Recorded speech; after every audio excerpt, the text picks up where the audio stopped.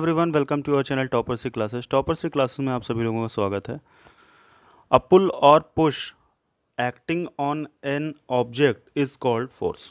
ठीक है, जब कभी भी किसी ऑब्जेक्ट पे हम पुश करते हैं या उसे पुल करते हैं, खींचते हैं या उसे धक्का देते हैं, तो जो भी ये काम किसी ऑब्जेक्ट पे होता है उसे क्या बोला जाता है? इस काम को बोला जाता है फोर्स। ठीक है, for example pushing a door मतलब दरवाजे को धक्का देना, टू क्लोज इट बंद करने के लिए। The direction in which an object is pulled और pushed is called the direction of force. जिस डायरेक्शन में हम लोग फोर्स को अप्लाई करते हैं उस डायरेक्शन को, उस चीज़ को हम लोग बोलते हैं डायरेक्शन ऑफ फोर्स। ठीक है, और the standard of unit of force is called Newton. तो जो यूनिट का जो यूनिट होती है फोर्स की उसे बोलते हैं न्यूटन। ठीक है, effect of force. Force can not be seen but its effect can be felt और सीन। ठीक है, फोर्स को हम देख नहीं सकते हैं बट उसे हम लोग क्या कर सकते हैं? महसूस कर सकते हैं। ठीक है, some effects of force are follows. कुछ इफेक्ट्स फोर्स के जो हैं वो आपको नीचे दिए गए हैं, उन्हें हमें देखना है और आपको महसूस कराएंगे कि किस तरीके से फोर्स वर्क करता है। ठीक है, तो पहला है force can make a stationary object move. किसी स्टेशनरी ऑब्जेक्ट को मूव कराने में फोर्स क्या करता है? हेल्प करता है। मान लीजिए कोई वस्तु है वो रखी हुई है, जब आप उस पर फोर्स अप्लाइड करोगे तो वो मूव कर जाएगी। ठीक है, तो एक एग्जांपल दिया गया है, when you take a bicycle out of its stand you can make it move. मतलब अगर कोई साइकिल स्टैंड में खड़ी हुई है, आप उसे बाहर ले आते हो तो कहीं ना कहीं जब बाइसिकल रुकी हुई कंडीशन में है उसको आप मूविंग कंडीशन में ले आते हो। ये भी क्या है? फोर्स का ही एग्जाम्पल है। When you kick a stationary football you make it move it the football is already moving. ठीक है, you can make it move faster by giving it push in the direction in which it is moving. मतलब अगर कोई football कहीं पे रखा हुआ है, आप उसको किक करते हो, उस पर पैर मारते हो, तो क्या होता है? स्टेशनरी में रहते हुए वो क्या हो जाता है? मूविंग कंडीशन में पहुंच जाता है। तो इसे हम लोग कहते हैं फोर्स लगाना, और फोर्स का स्टेशनरी ऑब्जेक्ट से मूव कराना होता है ये। अभी एक और एग्जांपल दिया है कि अगर मान लो कोई फुटबॉल है वो ऑलरेडी मूविंग कंडीशन में है, हम लोग खेल रहे हैं और एक के बाद एक प्लेयर के बाद दूसरे प्लेयर के पास फुटबॉल जा रही है, तो हमने क्या किया? हमने उस पे हार्ड किक मारी, काफ़ी तेज़ से मारा उस फुटबॉल को, तो वो कहीं ना कहीं क्या होगा? फुटबॉल और तेज़ी से मूव करना स्टार्ट हो जाएगा। तो हम इससे भी पता कर सकते हैं कि उसके जब उसकी स्पीड कम हो और उसको स्पीड को इंक्रीज़ करने के लिए भी हम लोग फोर्स का यूज़ करते हैं। ठीक है, और अगर मान लो कोई फुटबॉल जो है किसी दूसरी डायरेक्शन में जा रहा है तो हम वहाँ पे फोर्स की सहायता से उसकी डायरेक्शन को भी चेंज कर सकते हैं। नेक्स्ट एग्जांपल देखते हैं, force can change the direction of a moving object. जैसा मैंने अभी पीछे आपको बताया कि फोर्स क्या करता है? किसी भी ऑब्जेक्ट का डायरेक्शन क्या करता है? चेंज करता है। तो दिया हुआ है, a player kicks a moving football to make it move in another direction while playing the kick is the force he applies to change the direction of the motion of the football.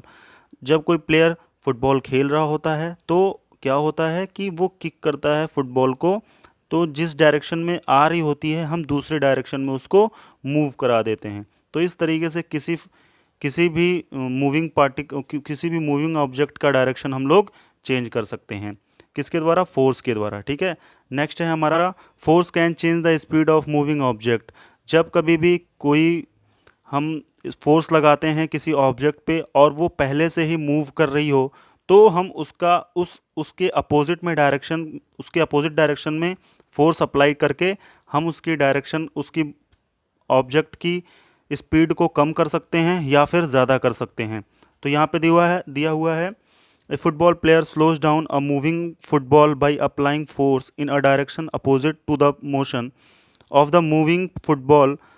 ठीक है, तो कोई football player किसी football को slow down कर सकता है अगर अगर उसके सामने से कोई फुटबॉल आ रही है, उसके सामने से फुटबॉल आ रही है, तो वो अगर उसी डायरेक्शन में पैर लगा दे अपना, तो पैर लगाने से क्या होगा, उसकी जो स्पीड है फुटबॉल की वो क्या हो जाएगी, रिड्यूस हो जाएगी, और आप उसकी स्पीड को क्या कर सकते हो, कम कर सकते हो।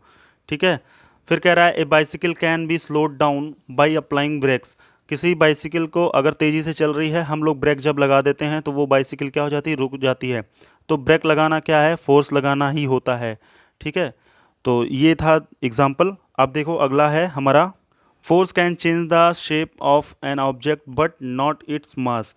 फोर्स क्या करता है, किसी भी ऑब्जेक्ट का शेप तो चेंज कर सकता है बट उसकी मास को चेंज नहीं करता है। ये बहुत ही इंपॉर्टेंट है, इसको आप लोग बिल्कुल याद करिएगा। काफ़ी टाइम से इसके आपके फिल इन द ब्लैंक्स भी पूछे जाते हैं और मैच द फॉलोइंग्स भी पूछे जाते हैं। तो क्या हुआ देखो, it you squeeze a sponge. अगर आप किसी स्पॉन्ज मीन्स होता है जो आपका सोखता टाइप का होता है, उसे जब आप स्क्वीज करते हो मतलब सिकोड़ते हो, तो क्या होता है, the force applied will change it shape. जब हम फोर्स अप्लाई करते हैं तो फोर्स क्या करता है, उसके शेप को तो चेंज कर देता है। If you stretch A rubber band, अगर आप किसी रबर बैंड को स्ट्रेच करते हो, the force applied will change it shape. तो फोर्स जब अप्लाइड होता है तो उसका शेप चेंज हो जाता है, रबड़ का चेंज हो जाता है shape. Things also get broken by applying force. किसी भी चीज़ को तोड़ा जा सकता है फोर्स के द्वारा, मतलब उसके शेप को बदला जा सकता है। सिर्फ और सिर्फ इसके कहने का मतलब यही है कि फोर्स क्या करता है, किसी भी ऑब्जेक्ट के शेप को बदल देता है बट उसके मास को बदलता नहीं है। बल्कि थोड़ी से और अच्छे से समझेंगे, objects made of glass and clay break easily if we apply force on them. अगर किसी ग्लास के बने ऑब्जेक्ट से या क्ले के बने ऑब्जेक्ट को हम लोग उस पर फोर्स अप्लाई करते हैं तो वो आसानी से क्या हो जाते हैं, टूट जाते हैं। Materials that break easily when we apply force on termed brittle. अगर हम लोग उस पर ज़्यादा तेज़ी से हम लोग फोर्स अप्लाई करते हैं तो वो क्या होता है, आसानी से टूट जाता है।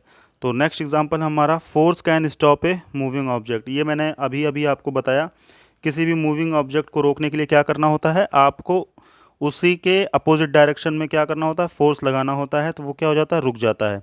जैसे फुटबॉल आपकी तरफ खूब तेज़ी से आ रही हो तो आप क्या करोगे, आप जो है उसके अपोजिट डायरेक्शन में अगर आप अपना पैर लगा देते हो तो वो क्या हो जाता है, स्टॉप हो जाता है।